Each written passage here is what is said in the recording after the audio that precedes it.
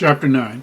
Now when these things were done, the princes came to me, saying, The people of Israel and the priests and the Levites have not separated themselves from the people of the lands, doing according to their abominations, even of the Canaanites, the Hittites, the Perizzites, the Jebusites, the Ammonites, the Moabites, the Egyptians, and the Amorites. For they have taken of their daughters for themselves, and for their sons, so that the holy seed have mingled themselves with the people of those lands. Yea, the hand of the princes and rulers hath been chief in this trespass. And when I heard this thing, I rent my garment and my mantle, and plucked off the hair of my head and of my beard, and sat down astonied. Then were assembled unto me every one that trembled at the words of the God of Israel, because of the transgression of those that had been carried away. And I sat astonied until the evening sacrifice. And at the evening sacrifice I rose up from my heaviness, and having rent my garment and my mantle, I fell upon my knees, and spread out my hands unto the Lord my God, and said, O my God, I am ashamed and blush to lift up my face to thee, my God, for our iniquities are increased over our head, and our trespasses grown up unto the heavens. Since the days of our fathers have we been in a great trespass unto this day, and for our iniquities have we, our kings and our priests, been delivered into the hands of the kings of the land, to the sword, to captivity, and to a spoil, and to confusion of face, as it is this day. And now for a little space grace has been shewed from the Lord our God, to leave us a remnant to escape, and to give us a nail in his holy place, that our God may lighten our eyes, and give us a little reviving in our bondage. For we are bondmen, yet our God hath not forsaken us in our bondage, but hath extended mercy unto us in the sight of the kings of Persia, to give us a reviving, to set up the house of our God, and to repair the desolations thereof, and to give us a wall in Judah and in Jerusalem. Now, O our God, what shall we say after this? For we have forsaken thy commandments, which thou hast commanded by thy servants the prophets, saying, The land unto which ye go to possess it is an unclean land, with the filthiness of the people of the lands, with their abominations, which have filled it from one end to another with their uncleanness. Now therefore give not your daughters unto their sons, neither take their daughters unto your sons, nor seek their peace or their wealth forever, that ye may be strong, and eat the good of the land, and leave it for an inheritance to your children forever.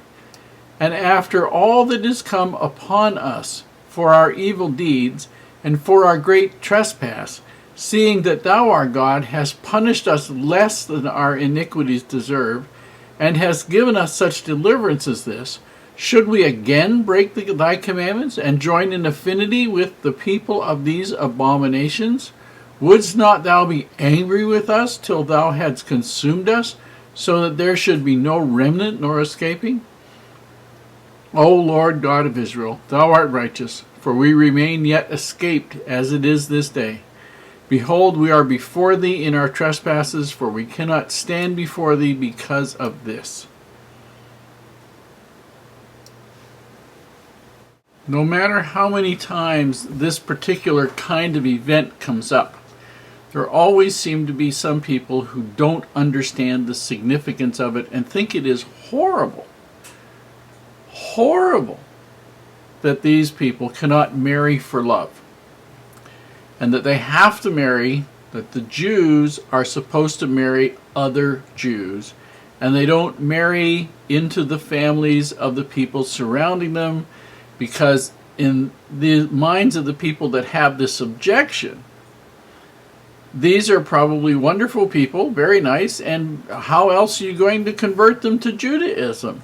How are you going to have anything to do with them at all if you don't have social interreactions and money interreactions, if you don't intermarry? And that's perfectly right. They were not supposed to. It was expressly forbidden to them to have business with them, social activities with them, or intermarry with them.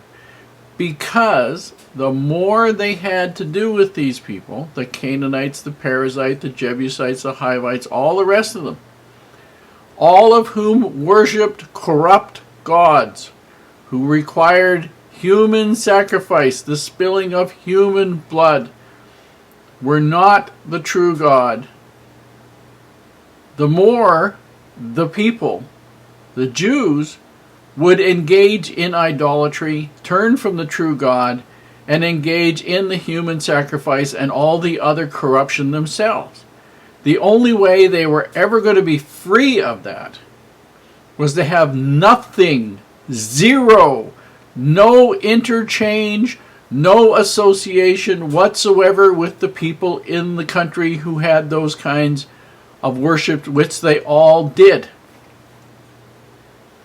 So that's why it was totally forbidden. And for Ezra, who was thoroughly accustomed to thinking of things and thinking of these people as having gone back to build the temple, of being righteous, of being pioneers, if you wish, of being willing to forsake the comfort that they could have had in Babylon to go back to Jerusalem and to live righteous lives, for him to find out that the priests and the Levites and the people who were most supposed to do the right thing were the leaders in doing the wrong thing was totally astonishing, totally humiliating, totally destroying to his view of how these people were and his understanding of how they should be.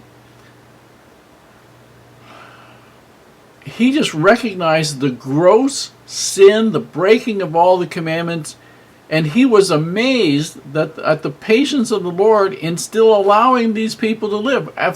Everything that had happened to them, up to and including the captivity, taking them away from the land where they had lived, taking them out of the country, all of that had been due to the one fact that these people had intermarried and had taken wives of heathens and had worshipped false gods. All of it.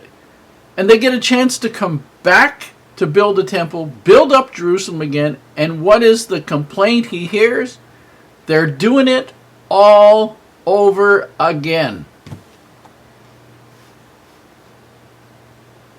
He just can't believe it. Disgusting to him. Understandably disgusting to him.